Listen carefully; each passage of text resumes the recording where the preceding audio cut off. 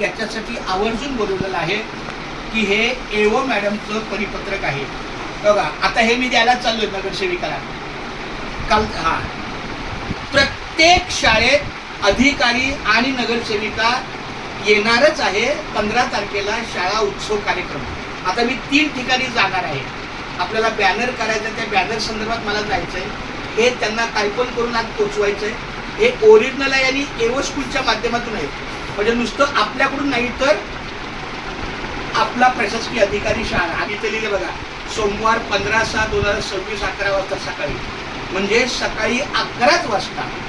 आता थोडासा लवचिकतेचा भाग म्हणला तर आपली शाळाच 1 वाजता आहे, पण जर त्यांनी इथं 11 वाजता दिलं तर आपण काय करणार? आपल्या वरिष्ठांनी जर 11, तरी माझ्याकडून मी प्रयत्न करणार की त्या माऊली या अर्चना अविरत शिंदे या नगरसेवकाला की बाबा सकाळी पण आपले वर्ग असतात माध्यमिकचे, तर त्यांचं तुम्ही बघू शकता. आपलं पण जोपर्यंत मी त्यांच्याशी काही बोलत नाही आणि त्यांच्यातून काही फाइंड आउट येत नाही तोपर्यंत मी आता तुम्हाला बोलू शकत नाही.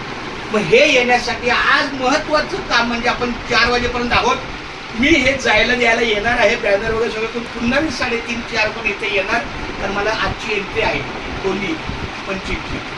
तर त्यांनी काय सांगितलं स्पष्ट, काही साहित्य आलं असेल ठीक आहे, पण जे उपलब्ध साहित्य आहे, भले पहिलीची 5 मुलं, बालवाडीची 5 मुलं, 5-5च द्या, पण प्रत्येकाला ती वस्तू सेम मिळाली पाहिजे.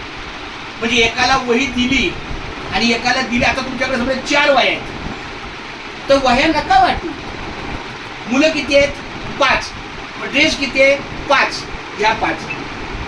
बूट किती आहे? 5. ह्या 5. समजलं? पहिले 5-5चे बंडल तयार ठेवा. फोटो काढायला, व्हिडिओ काढायला, त्यांच्या मान्यवराच्या हस्ते द्यायला.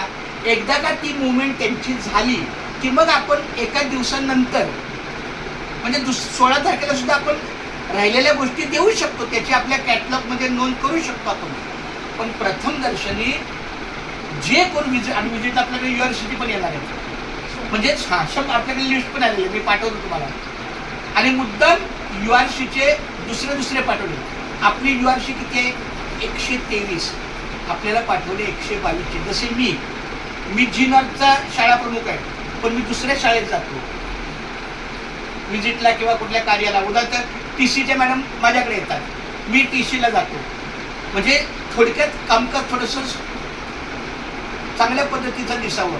आपलं आपण किती चुकलं तरी आपण झाकून ठेवू शकतो, दुसरा नाही झाकून ठेवणार. मला सांगितलं कारण सर तुमचं सगळं कामकाज बघा आणि शहराला. तर मी जे कमतरता असेल ती पण थोडीशी 19-20 करून पुढे लावेल. पण दुसरा आला तर आता एकदा आकांक्षा गोसावी मॅडम आल्या जनरल रजिस्टर चेक करायला. त्यांना पहिलं दिसलं की तुम्ही विद्यार्थ्याचे वय का नाही लिहिले. थांबलं तिथंच काम.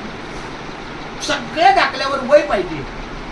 ॲडमिशन घेताना त्याची वयाची पूर्तता कधी होते, किती होते? 5 वर्ष, 6 महिने, 13 दिवस, 8 वर्ष, 5 महिने, 12 तास असेल.